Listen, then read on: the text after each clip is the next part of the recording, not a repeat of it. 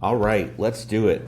Meals over macros and structured flexibility. So I filmed this video once already and I had no slides or anything. I just kind of talked my way through our system. And Amy made a good point that, hey, you should have some backup slides so that people can kind of follow along with your train of thought. So I've got about 6, 7 slides to go through here that are just going to explain, I guess, what the problem is with daily tracking of macros and why we consider that unsustainable, and tell you how we approach eating from a long-term sustainability standpoint. We call it meals over macros and structured flexibility. So this will be, let's say, 20 minutes, okay? So you can watch it sped up, but I can't really do it fair justice in 5 minutes and have you understand how to potentially implement this. So this is for you if you've tracked macros, you have an understanding of macros, maybe you've tracked macros successfully in the past in the sense of achieving some results, but you agree with me when I say this is not a system that I can use or want to use indefinitely or long term. So let's jump in. So I'm gonna move my big head out of the way. Any of this sound familiar? I put up a post on social media there and about this topic, and I had a whole bunch of DMs, and here's a few of them that said, I'm currently tracking macros, but I already know this will not be sustainable forever. Your comment about the subconscious rebellion with going back to macro tracking again was spot on for me. Common one. I can only ever count macros short term. Forget it. Too many numbers. I'm done counting. Hate it, and it's not sustainable for me. I can't do this long term. I've had success with it, but I just do not want to do this long term. It's too many numbers, too many food decisions every day for me. That one sounds like something I would say. This subconscious rebellion one comes from the fact that this person achieved results, had successful weight loss, fat loss, whatever you want to call it, tracking macros, but hated it. So the pull is to go back to it because it worked for me before, right? In terms of how I'm defining worked, although it didn't because you're not in shape anymore. But the story is it worked for me, so I should go back to it because it's something I know worked, but I hated it. It's unsustainable. It's too much work. I can't do it. So there's a subconscious rebellion, even though there's a connection to prior success. That's what that one is about. I consider daily tracking of macros completely unsustainable. So again, this is for you if you already know something about macros. So therefore, this whole explanation about why it's not sustainable will make sense. Our application on sustainability will then make sense.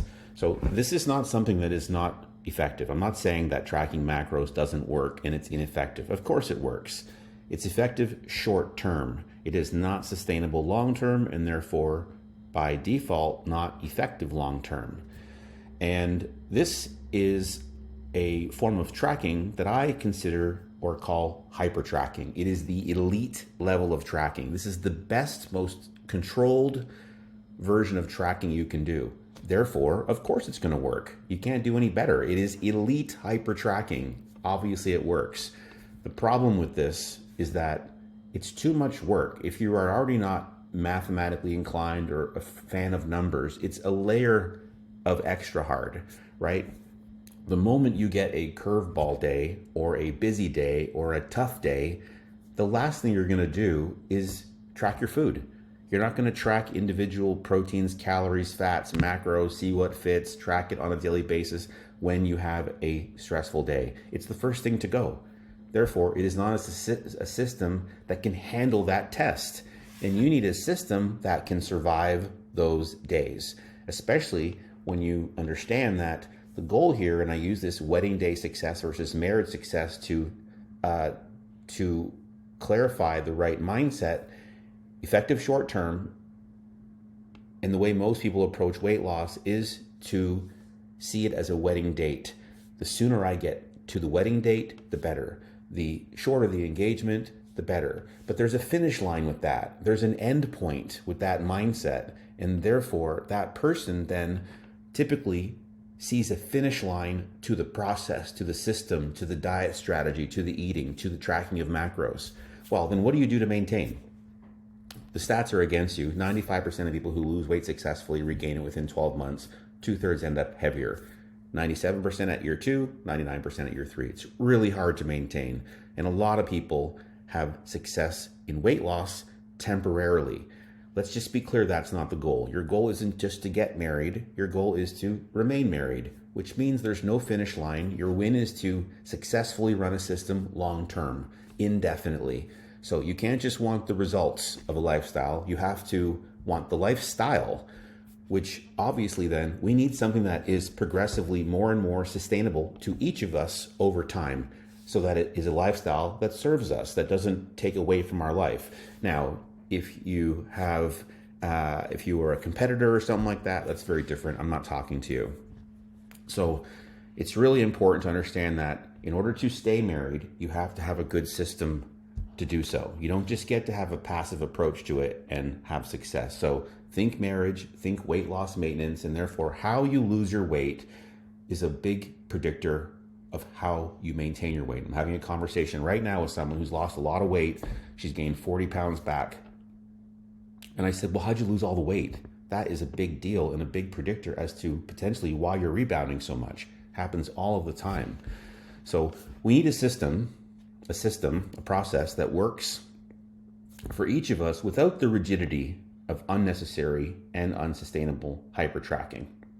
Again, it's not that it's not effective, it's just not necessary to track at that elite level. So from our vantage point, we need to have a base of structure that's, of course, in alignment with whatever you're trying to do, whether that be lose fat, maintain, whatever, and a system that supports our individual need for variety, flexibility, so on and so forth. So structure equals stability, and stability equals sustainable. If you have some structure, you have some stability in your approach. You have a system, you know what you're doing. When you get a curveball or an uncertain whatever, you already know what you're doing. That's stable. Stable, when you're stable, you're on a sustainable plan because you're not off plan, on plan, feel like it today, don't feel like it this day. If you are a person, for example, that has no structure and you go to bed tonight or most nights and have no idea what you're going to be eating tomorrow, how do we feel that's going to work logically? There's no planning, there's no system, there's no anything. You're just hoping to have success through willpower and winging it. And you're relying so much on how you feel in those moments you make decisions around your eating. So passive living, passive results when it comes to food. Nobody floats through their nutrition approach. No one floats through this and wins. It's just not possible. So the first thing you have to understand is that there is a need for something to be in place long-term that has you intentional about its execution. So I say here, willpower won't save you. You need a battle plan. If you don't know what you're going to do in a given situation, right, because X happens, you will default to the most easy and obvious behavior. It isn't going to be tracking your macros on a daily basis. That's so much food-based attention and food-based decision-making. Don't you agree? It's just too much. It's too much. So, but we do need a deliberate and intentional system. Tracking macros is a system. We're just saying it's not a sustainable system. Very effective, not sustainable. Hyper-tracking, not necessary. So successful people still have a structured yet flexible and adaptable plan. That makes sense, right?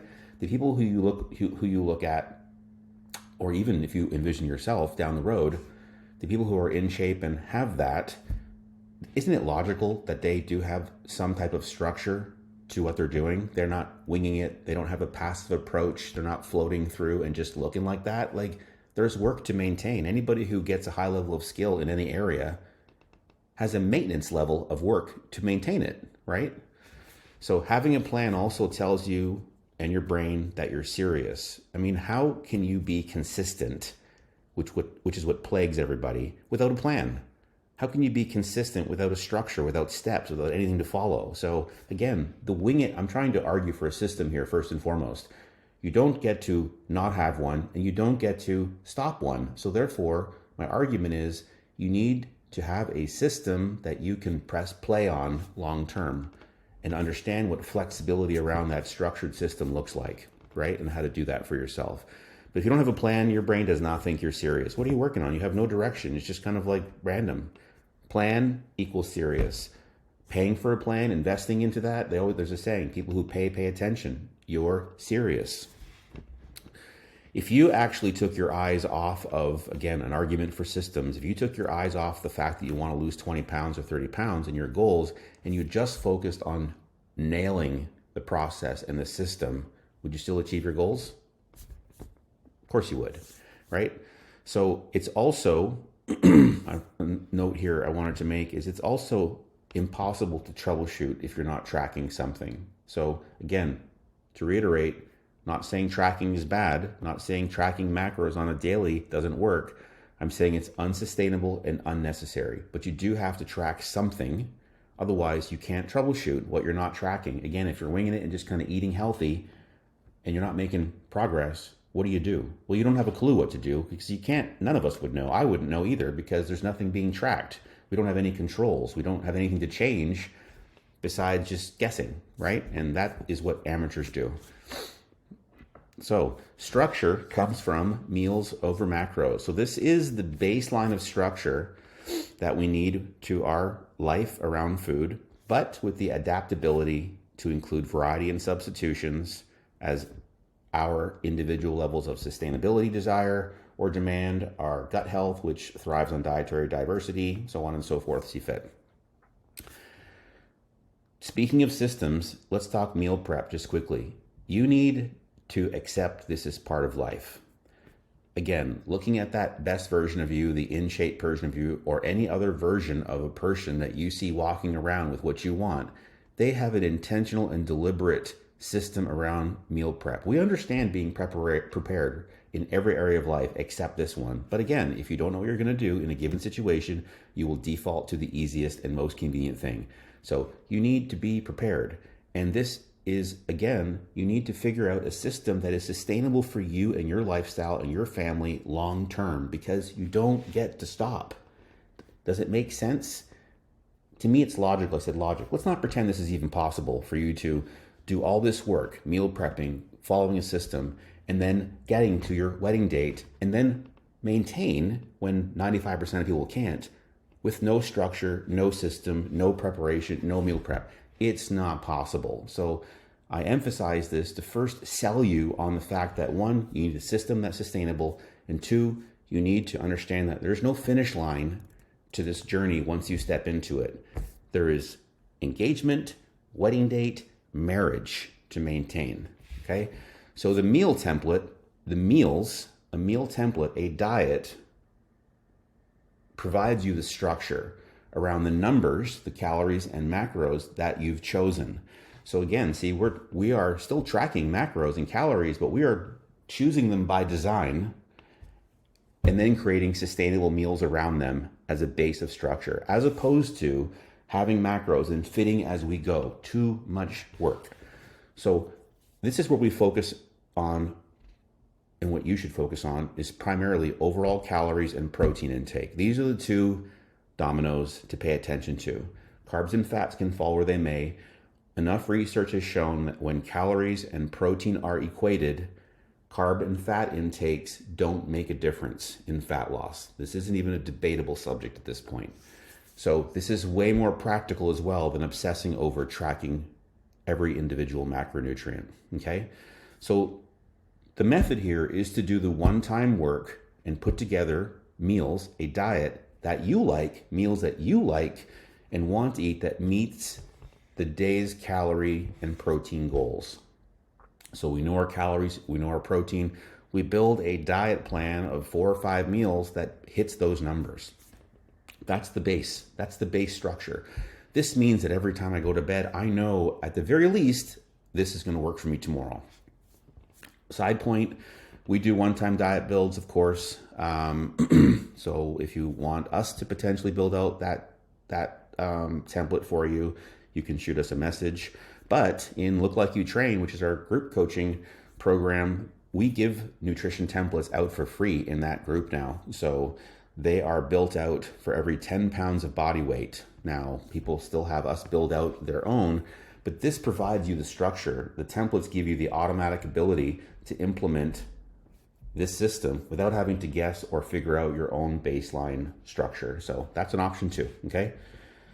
Here's an example of a training day and an off day. Off day template.